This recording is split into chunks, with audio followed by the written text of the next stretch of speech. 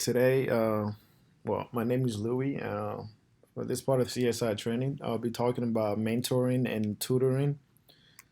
We're just gonna go right straight into it. Before we get into what mentoring and tutoring is, these are some of the stats that I would like for us to have prior to going to these sites. As you can see on the slide here, most of the people that we work with are poor, minority, typically that perform lower academically in school than others. We find out that there's a link between the number of years a child spend in impoverished areas, and that has some correlation to do with their scores at school as well. Um, we find out that Hispanic and African American students score lower in math and reading compared to Caucasian and Asians. Um, so just have that before you walk into these sites. Something you need to have on the back of your mind. One thing that I want to highlight here is that nationally, about 20% of students do not graduate high school. That's on every race level.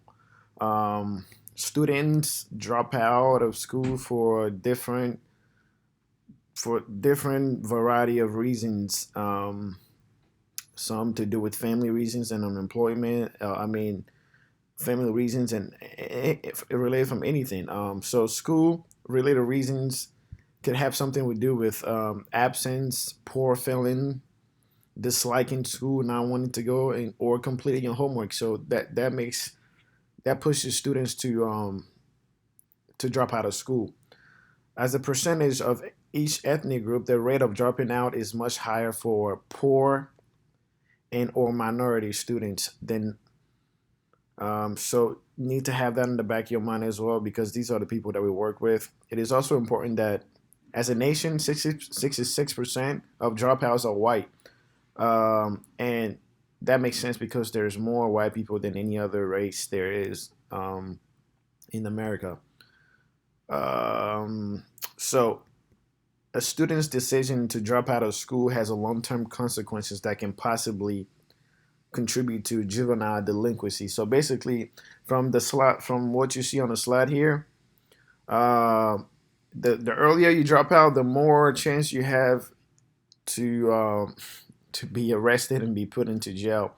And so you see, 1 out of 10 high school dropouts end up going to jail, and 1 out of 35 high school graduates end up going to jail, and 1 out of 100.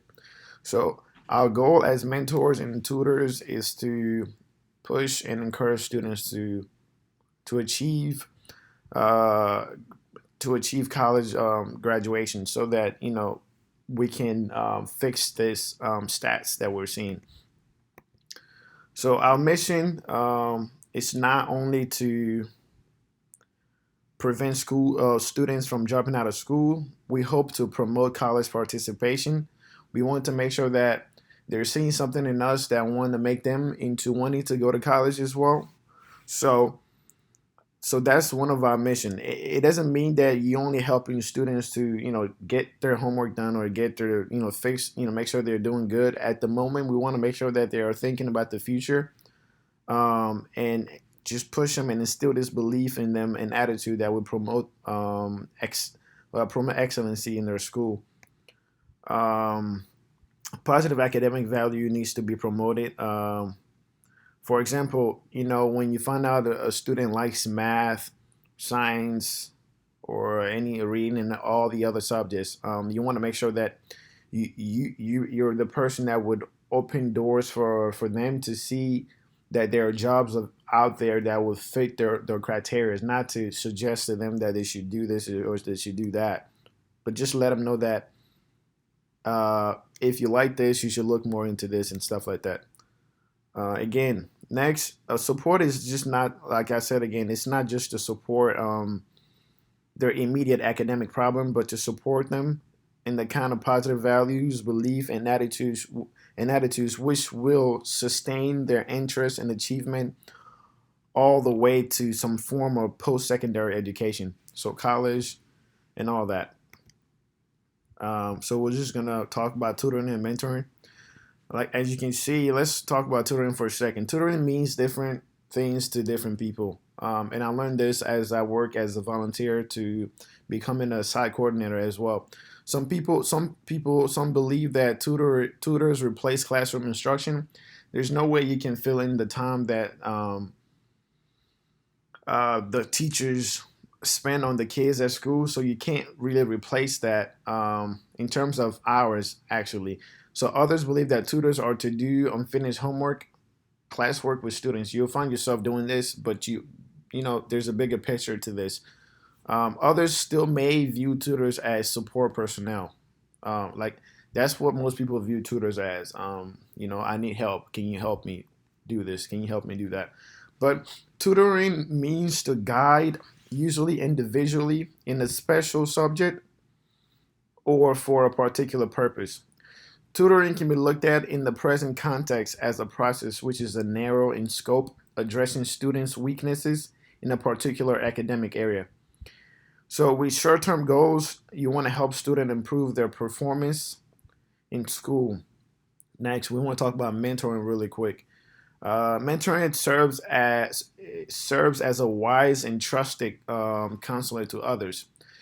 Mentoring can be looked in the present context as a process which is broad in scope. It offers a wide variety of advice about academically related topics. So things about college participation.